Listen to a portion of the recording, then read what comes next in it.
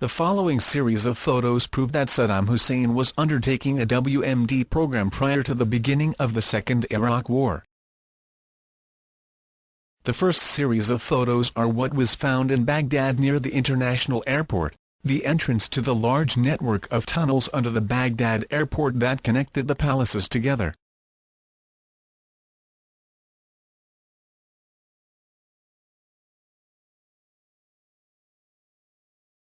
The next photo shows without a doubt that Saddam's men were in contact with chemical weapons under the airport. This is a discarded piece of a chemical protective suit left behind in one of the tunnels. The proof that this was used for chemical weapons is the duct tape on the top of the boots. Duct tape is used to seal the suit and prevent entry of deadly chemicals. Here are the long-range missiles found in bunkers at the Baghdad airport. These missiles were prohibited under the UN restrictions.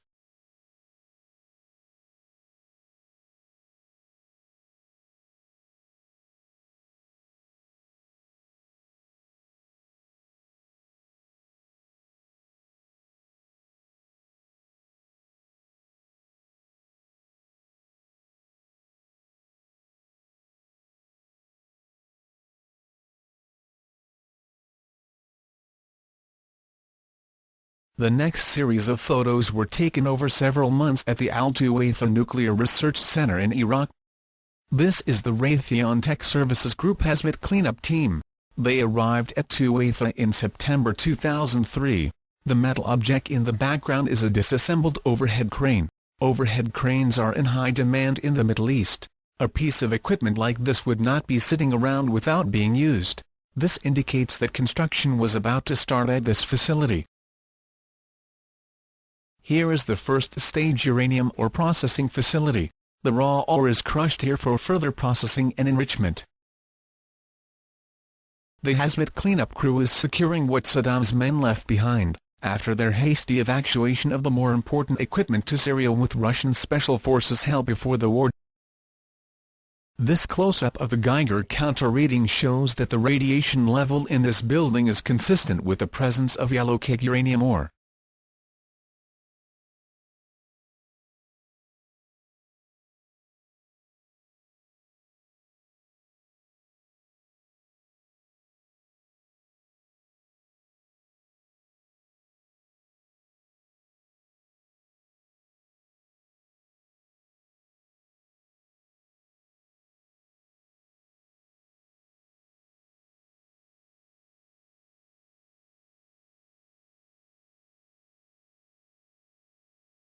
Here are chemical weapons that were found at Tuwaitha. In response to the critics of my previous video, why, if Tuwaitha was supposedly used for civilian radioactive purposes, after the First Iraq War, can explain the innocent presence of chemical weapon bombs in a supposedly civilian-use facility.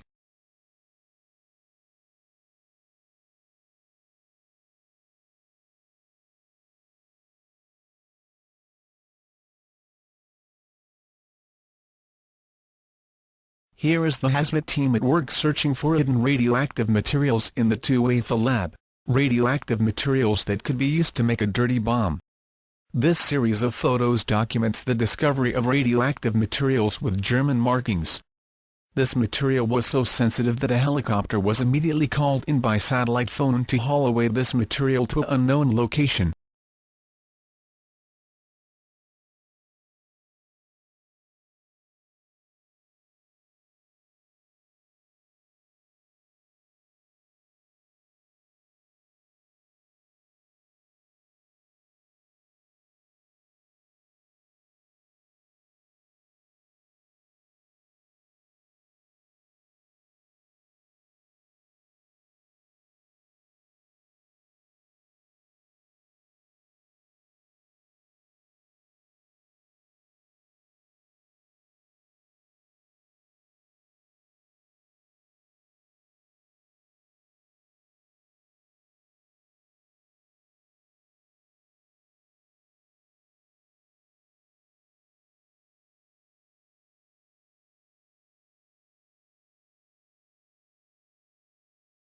The next series of photos are of the laboratories where Saddam's nuclear scientists worked on their nuclear weapons as well as creating new chemical weapons.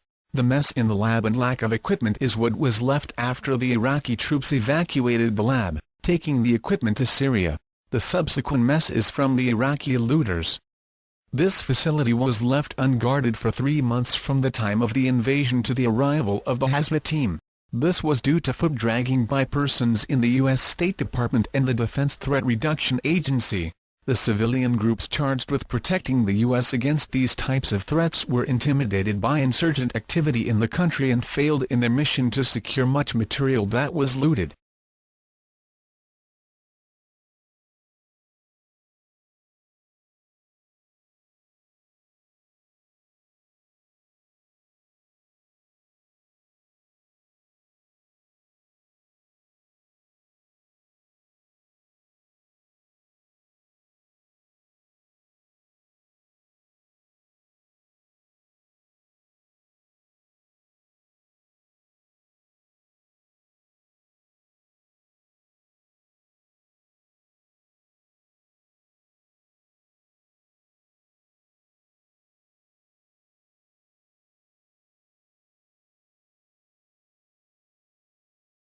This photo is further proof that recent work had been ongoing at the lab.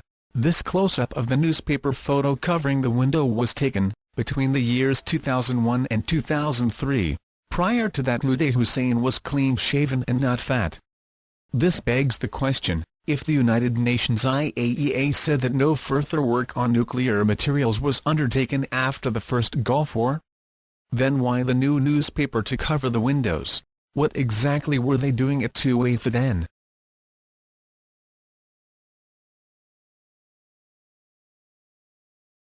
Here is the al-tuwaitha radioactive material machine shop.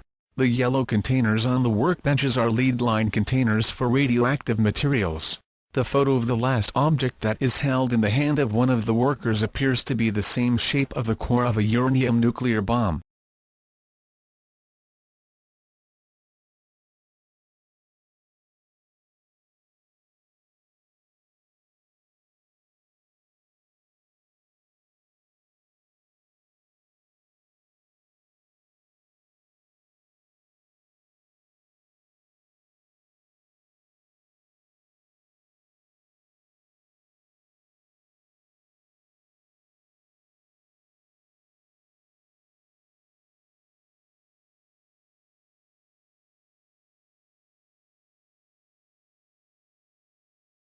The next series of photos contradict the claims that the Iraqi government under Saddam had nothing to hide in their nuclear program from the UN and the IAEA. However, as these next photos show, the Iraqi government did have things to hide, as evidenced by these next photos.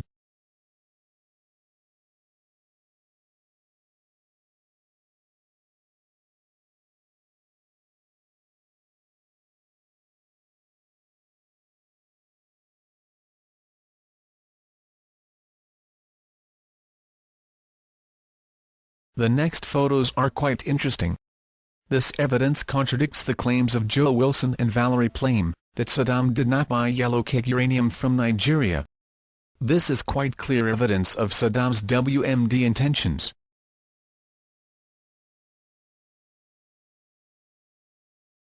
To summarize a series of photos of the al-tuwaitha nuclear research lab, the evidence is clear. Saddam did have WMD and had an active program. The political leftist argument, that Saddam did not have WMD, because we did not find it, so then the reason for the war was false, ergo that President Bush and Vice President Dick Cheney lead, is a completely false argument.